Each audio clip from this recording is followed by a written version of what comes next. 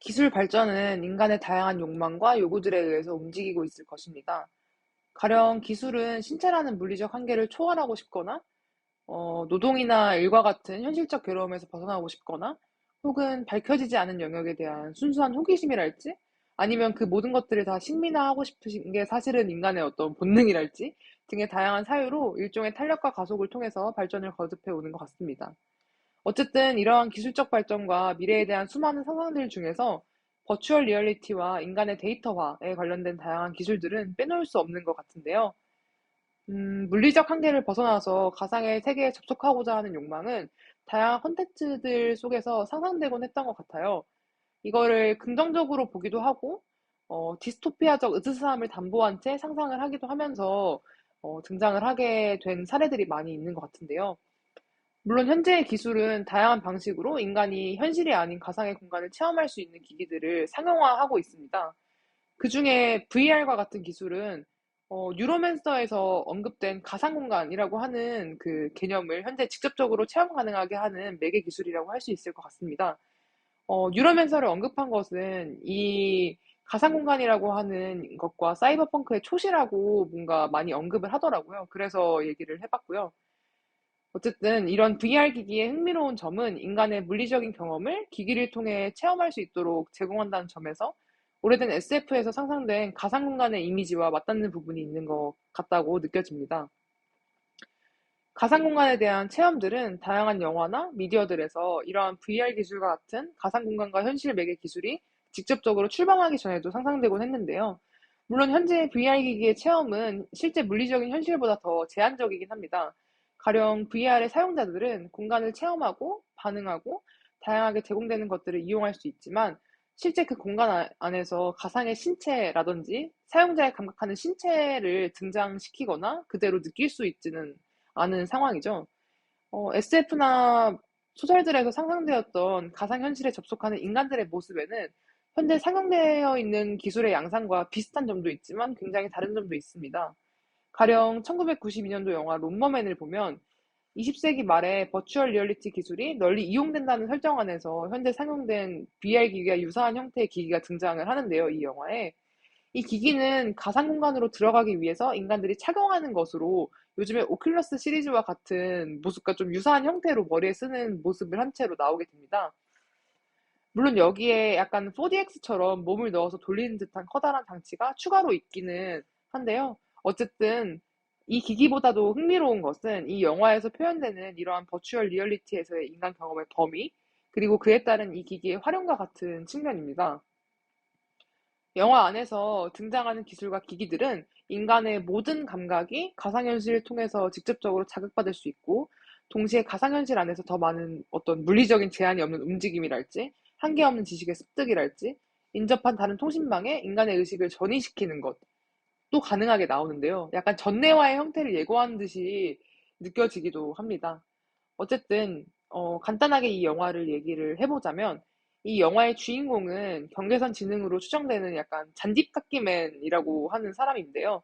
이 사람은 모종의 계기로 인해서 인지 향상 약물과 함께 이러한 기술을 사용해서 가상 공간에 접속함으로써 학습 능력과 신체 능력을 극한까지 끌어올리게 됩니다. 약간 일종의 초인간 같은 것이 되어가지고 이 사람은 이 영화 안에서 다양한 사건들을 겪게 되는데요. 그 중에 하나가 이 사람이 이러한 가상현실 공간으로 자기랑 평소에 관계를 맺고 있던 여자를 끌어들이게 돼요. 그래서 이 여자와 함께 접속한 뒤에 가상의 육체로 그 안에서 관계를 맺습니다. 이 영화 안에서 그 가상 공간 안에서 벌어지는 일들은 그걸 사용하는 사용자에게 현실 세계의 접촉이나 물리적인 자극 없이도 직접적인 감각을 느끼게 해주는데요. 왜냐하면 아까 언급했듯이 가상의 공간 내에 현실의 몸과 연결되어 있지만 가상 안에서의 새로운 신체가 존재하기 때문입니다. 이 영화의 마지막에서 자신의 모든 의식을 이 자니깎기맨이 통신망에 업데이트해가지고 새로운 신이 되겠다는 어떤 야심을 드러내는 것을 마지막으로 이 영화가 끝나게 되는데요. 이는 그 약간 공각기동대에서 등장한 네트워크와 통합된 의식 이런 것과 좀 비슷한 느낌을 들게 하는 것 같기도 합니다. 이런 영화 속에서의 체험을 뭔가 VR과 유사한 형태의 기기로 상상한 또 다른 예시로는 스트레인지 데이즈가 있을 것 같은데요. 이거는 캐서린 비글로우 감독의 1995년도 영화입니다. 음, 이 영화에 등장한 초연기라는 기계는 머리에 붙이는 전극과 같은 형태의 기기인데요. 약간 마치 VR 같은 1인칭의 가상 체험을 제공하는 기기입니다. 이 기계는 특정한 사람이 겪은 일을 그때의 감각과 자극, 감정을 포함한 완전한 경험의 데이터로 재생시켜서 사용자에게 전달하는데요. 당연히 이때의 경험 데이터들은 시장에서 판매가 되는 것으로 등장을 합니다.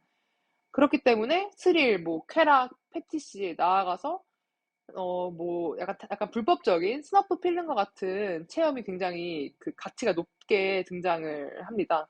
어쨌든 이 기기를 사용하는 사용자는 자신이 그 경험을 보면서 느끼는 자신만의 감정과 감각, 그리고 거기에 이 데이터를 녹화한 사람의 감정과 감각을 중첩해서 느끼게 되는데요. 이 영화 안에서 그러한 부분을 굉장히 흥미롭게 다루는 부분이 있습니다. 어떠한 빌런이 어떤 여자가 사는 곳에 침입을 하게 되는데요. 그 빌런은 자신의 침입을 이 기기를 이용해서 실시간으로 녹화를 하고 있습니다. 그래서 이 빌런이 거기에 자고 있는 여자를 발견을 하고 끌고 나와서 결박을 하는데요. 이때 녹화된 화면이 1인칭 시점으로 결박된 채 애원하는 여자를 보는 이 빌런의 스릴과 살해를 포함하고 있는 상태겠죠. 그래서 이 빌런은 이 여자에게 당신을 강간하고 죽일 것이라고 예고를 합니다. 그 다음에 자신의 실시간 녹화와 연결된 또 다른 초연기를 그 여자의 머리에 씌우게 돼요. 그러면은 이 여자는 강간을 당하면서 이 빌런이 자신을 보는 모습과 또 동시에 쾌락을 느끼고 있는 그 감정과 감각을 강제로 보고 느끼게 됩니다. 그래서 이때 이 여자는 공포와 분노, 뭐 그리고 수치심, 그리고 고통 이러한 그 것들이 이 여자의 감각이죠. 이러한 것들이 악인의 그 쾌락과 그 막 그런 감정들과 중첩이 되게 됩니다. 사실 굉장히 어떤 잔인한 장면인데요. 어쨌든 이런 VR 기기와 같은 것들을 이용해서 경험해보지 않은 일들을 직접 자신이 하는 것처럼 체험할 수 있는 이 영화 속의 기술은 인간의 감각이라는 것, 뭐 체험이라는 것, 감정, 이러한 것들을 다 기술을 통해 데이터화할 수 있을 것이라는 전망 속에서 상상이 되었을 것인데요. 인간의 감정과 감각을 데이터로 출력할 수 있고, 그것을 다시 데이터의 형태로 전달할 수 있다면, 특정한 감각과 자극을 경험 그대로의 양으로 소환하는 것은 아마도 가능해질 수도 있겠죠. 앞에 언급된 롬머맨과 스트레인지 데이즈 안에서 사용되는 기술은 모두 이러한 전제를 가지고 있어야 한다고 말할 수 있을 것도 같은데요. 가령 인간 내 데이터와 같은 거 말이죠. 이러한 기술을 통한 경험과 감각의 데이터화에 대한 상상은 또 블랙미러 시즌 4의 에피소드 중에 하나인 블랙 뮤지엄에서도 찾을 수 있습니다. 이 블랙 뮤지엄은 전체적으로 뇌과학에 관련된 다양한 상상들로 에피소드가 구성되어 있는데, 이 중에서 제가 언급할 것은 특정한 타인의 감각을 전달받을 수 있는 공감 진단기에 관한 것입니다. 이 에피소드에서는 의사가 등장을 하는데요. 이 의사는 머리에 공감 진단기라는 기기를 이식하는 시술을 받게 됩니다. 이 이식을 한 거는 사실 감각을 수신받는 기기이고, 머리에 쓰는 헬멧 형태의 기기를 수신받을 대상에게 씌워서 감각을 전달받습니다. 어쨌든 이거를 통해서 이 의사는 환자들의 고통을 직접 자신의 몸으로 느끼고 진단하고 치료를 하게 되는데요. 물론 이러한 사용법뿐 아니라 뭐 여자친구와 섹스를 할 때 그걸 여자친구에게 씌워놓고 관계를 해서 자신의 쾌락에 더해서 여자친구의 쾌락을 느끼는 등으로 사용을 하기도 합니다. 이 에피소드의 마지막에 이 의사는 어느 날 죽음의 감각을 이 기계를 통해서 수신을 받게 되고 가슴속에 뭔가가 약간 깨어나 버려가지고 극도의 고통과 쾌락을 쫓는 식으로 이 기기를 사용을 하게 되는데요. 그래서 결국 그런 식으로 인생이 망가지는 것처럼 에피소드는 마무리가 됩니다. 어쨌든 이 이야기의 재미있는 점은 이런 망함에 있는 것은 아니고요. 이 의사가 이 기기를 사용하면서 자신이 감각하는 쾌락에 타인의 쾌락을 더한 더 많은 양으로 증폭해서 사용했다는 점이 저에게는 되게 재미있게 느껴졌어요. 그렇다면은 이런 SF 몇 개를 저희가 얘기를 해봤는데, 이 시점에서 현재의 기술을 다시 생각을 해보겠습니다. 이 현재의 VR 기술은 인피니트와 같은 우주정거장을 돌아다니면서 사람들의 위치를 파악할 수 있는 이머시브 체험이나 VR 책과 같은 공유 맵에서 사람들과 인터랙션 할 수 있는 서버와 같은 기술도 있고요. 또 당연히 다들 알다시피 VR 게임 안에서 움직이고 공간을 체험하는 다양한 기술도 가능한 상태이죠. 이러한 것들은 가상의 현실과 감각적인 체험을 제공을 하지만 아직 인간의 감각과 의식을 데이터화하거나 그 자체로서 공유할 수 있는 기술 실현과는 거리가 있는 상태입니다. 뭐 가령 VR 공간 안에서 칼에 맞는다고 해도 당연히 상상되는 고통을 제외하고는 고통의 감각을 느낄 수는 없겠죠. 물론 그 타이밍에 맞게 뭐 일종의 테마파크처럼 외부에서 유사한 자극을 주거나 4D 체험처럼 물리적인 힘을 가해가지고 그런 것처럼 느끼게 할 수는 있을 텐데요. 어쨌든 그렇다면 앞서 말한 영화들과 같은 완전한 체험은 결국 인간의 감정과 감각과 뭐 어쨌든 인간을 구성하는 다양한 의식들을 데이터화할 수 있는 기술적 배경이 실현된다면 아마 가능해질 수도 있겠죠? 그래서 비단 이런 가상적 체험과 연관하지 않더라도 인간의 감각적, 인지적 영역을 데이터화하려는 시도는 이미 오래전부터 계속되고 있는 거는 다들 아시는 사실일 거라고 생각하는데요.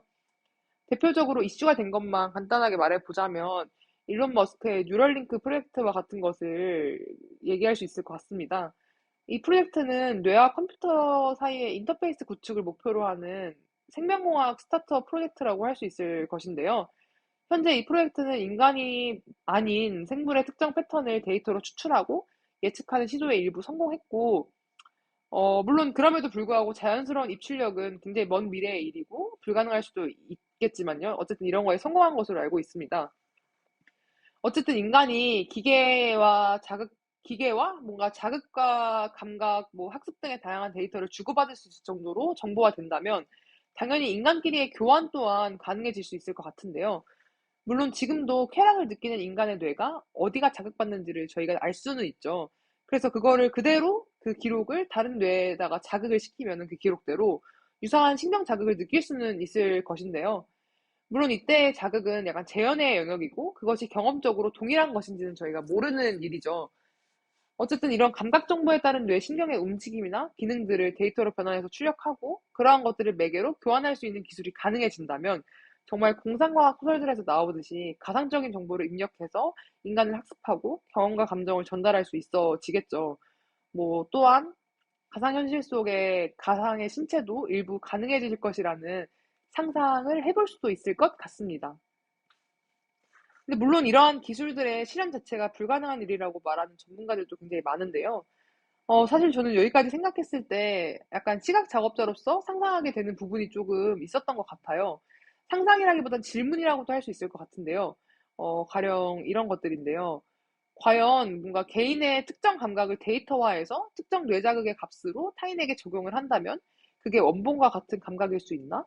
그리고 만일 그게 가능하다 하더라도 마치 스트레인지 데이즈에서처럼 정말 특정 상황 속에서 타인의 감각과 감정을 그대로 공유받으면서 자신의 감각을 동시에 느끼는 것이 인간의 감각적 영역 안에서 가능한가? 그리고 그것의 상상이 현 시점에서 만약에 하게 된다면은 감각적으로 그게 상상이 가능한 영역인가? 이런 다양한 부가적 질문들이 생겼습니다. 그래서 약간 저는 저렇게 남아버린 질문들과 연결을 해서 약간 사고 실험적으로 VR을 이용한 사용자 상호 체험 화면 공유 작업에 대한 상상을 해보았는데요. 바로 작업 설명을 하겠습니다. 가령 AVR과 BVR이 있는데 각각 사용자는 특정 공간에 있습니다. 그들이 끼고 있는 화면에 무슨 장면이 나오는지는 이 사고 실험에서 사실 크게 중요한 것 같지는 않고 그냥 어떤 장면이 나오고 있습니다. 근데 사용자 A가 보고 있던 시야에 B가 보고 있는 시야가 오퍼시티가 낮춰진 채로 겹쳐집니다. 마찬가지로 사용자 B가 보고 있는 화면은 사용자 A의 시야에 같은 방식으로 겹쳐집니다. 이렇게 되면 지금 서로가 보고 있는 시야를 상호적으로 교환을 일부 한 상태이죠. 근데 사용자들은 상대방의 시야와 겹쳐진 화면을 보면서 이 체험을 하게 되는데요. 원칙적으로 이거는 계속해서 업데이트가 되어야만 하죠. 왜냐면은 사용자 A가 보고 있는 화면은 이미 겹쳐진 화면으로 변했기 때문인데요. 그러므로 그 업데이트된 이미지를 다시 서로에게 전송을 해줘야 합니다. 그러면 겹쳐진 화면에 다시 겹쳐진 화면이 붙은 채 업데이트가 됐겠죠? 결국 이러한 화면은 상대가 겪고 있는 시각적인 경험을 상대에게 내보내는 일종의 과정을 통해서 결국 원래의 시야와 계속해서 다른 화면을 만들어내며 도착을 하게 되는데요. 사실 그건 큰 문제가 되지는 않습니다. 왜냐면은 그 시야는 약간 무한 루프에 걸려버린 화면처럼 결국 계속해서 업데이트가 되고 중첩된 이미지를 사용자들 앞에 도착시킴으로써 결과적으로는 그런 화면을 보게 하니까요. 그래서 이러한 과정을 단순화해서 약간 쾌락과 같은 감각을 실시간으로 공유하는 것으로 대입을 해본다면, 가령 두 사용자가 느끼는 쾌락의 양이 3인 경우에 그걸 서로 공유하면은 본체가 느끼는 쾌락의 양은 3에서 6으로, 다시 12로, 그리고 24로, 뭐 48로 이런 식으로 무한히 업데이트가 되겠죠. 당연히 이러한 상황은 과부하로 인해 문제가 생기는 상상을 하게 만드는데요. 마치 스트레인지 데이즈에서 등장하는 것처럼 뇌가 녹아버린다든지, 아니면 이게 코딩의 상황이라면은 컴퓨터가 망가지거나 약간 메모리가 부족하지 않을까, 이런 식의 상상을 하게 만드는 것 같습니다. 물론 이러한 구상에서 이런 구상과 상상은 정확한 감각의 공유를 VR로 유사하게 재현하겠다라는 목표보다는 오히려 그러한 상황이 만들어내는 감각적인 공명이 과연 실제 존재하는 감각과 경험을 전달하는 체험일 수 있을까 하는 질문에서 출발을 하게 되었는데요. 그러니까 특정한 신경 자극이나 데이터로 변환된 양적 감각들이 전달과 뭔가 공유가 되는 상황에서 이게 인간의 영역으로 받아들여질 수 있는 부분인가? 즉, 이게 인간의 감각이 맞는가? 하는 되게 오래된 인간됨에 대한 질문과 연결이 되는 것 같기도 합니다. 물론 실시간과 아까 말한 사고 실험에서 실시간과 상호작용이라는 말만 빼더라도 저러한 무한 루프의 상황을, 혹은 이러한 사고 실험에서 발생하는 어떤 가능성들을 바로 막을 수가 있는데요.